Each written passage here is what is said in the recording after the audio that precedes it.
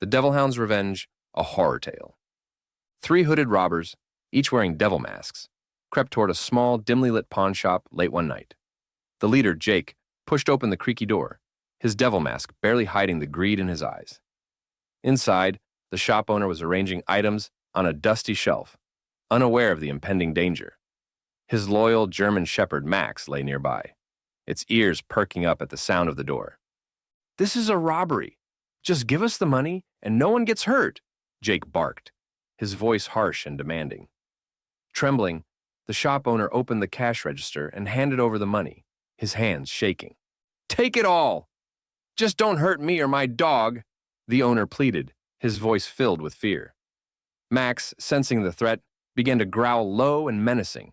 One of the robbers, Chris, turned to see the dog staring him down, its teeth bared.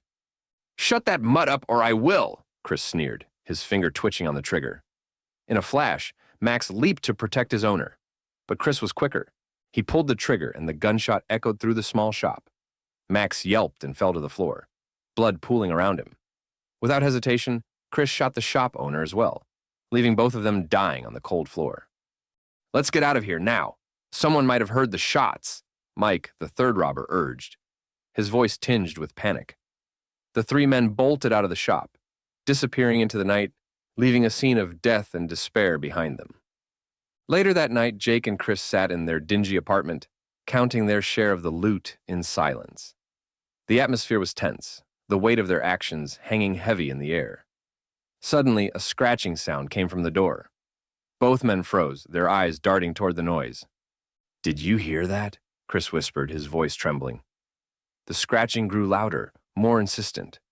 With a sense of dread, Chris opened the door, and out of the darkness, a large German shepherd lunged at him. It was Max, his eyes glowing with a ghostly light. Chris barely had time to scream before Max sank his teeth into him, mauling him with supernatural fury. Jake watched in horror as his friend bled out on the couch, his life slipping away in a matter of moments. The ghostly dog turned its glowing eyes toward Jake, growling low. Panicking, Jake slammed the door shut and bolted down the hall, the sound of Max's growls echoing behind him. Jake raced through the night to Mike's house, desperate for safety. Bursting into the living room, he found Mike lounging on the couch, oblivious to the terror Jake had just escaped.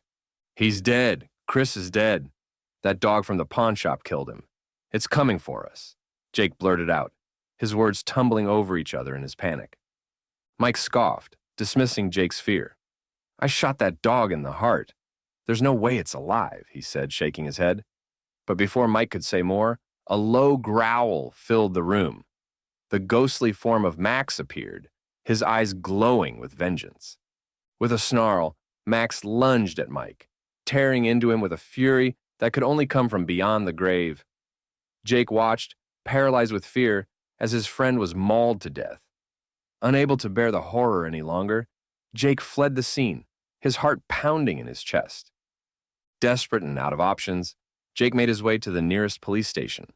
He burst through the front door, wild-eyed and breathless, his voice cracking as he spoke. "I confess, I was part of the pawn shop robbery. The others are dead, killed by that dog, that vengeful dog." The police, skeptical but intrigued, took him into custody and locked him in a cell while they investigated his story. Hours later, a detective entered the interrogation room where Jake was being held. The detective's expression was cold, his eyes filled with disbelief. "We checked out your story. There's no evidence of any dog attack. Your friends were stabbed multiple times, and we found their blood on your sweatshirt," the detective stated, his voice devoid of sympathy. Jake's eyes widened in disbelief. No, they were mauled. I saw it. You have to believe me," he pleaded, his voice rising in desperation. The detective shook his head, signaling to the officers.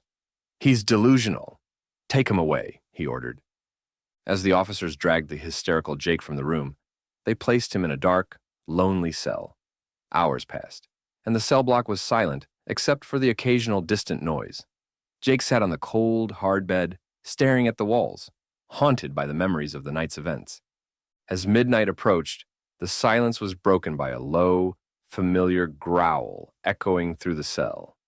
Jake's blood ran cold as the sound grew closer. The unmistakable growl of a dog, Max. His breath quickened, and he backed into the corner of his cell, his eyes wide with terror. The growling grew louder, more menacing, as if the vengeful spirit was closing in on him. Jake pressed himself against the wall, trembling as the sound surrounded him, filling the small cell with an overwhelming sense of dread. Chiz then noticed the ghost of the shop owner, standing in his cell, with a long, bloody knife. The scene fades to black, leaving you with the haunting reminder that no one can escape the wrath of the wronged, even from beyond the grave. Don't forget to like, comment, and subscribe for more spine-tingling tales. And turn on notifications to never miss an episode.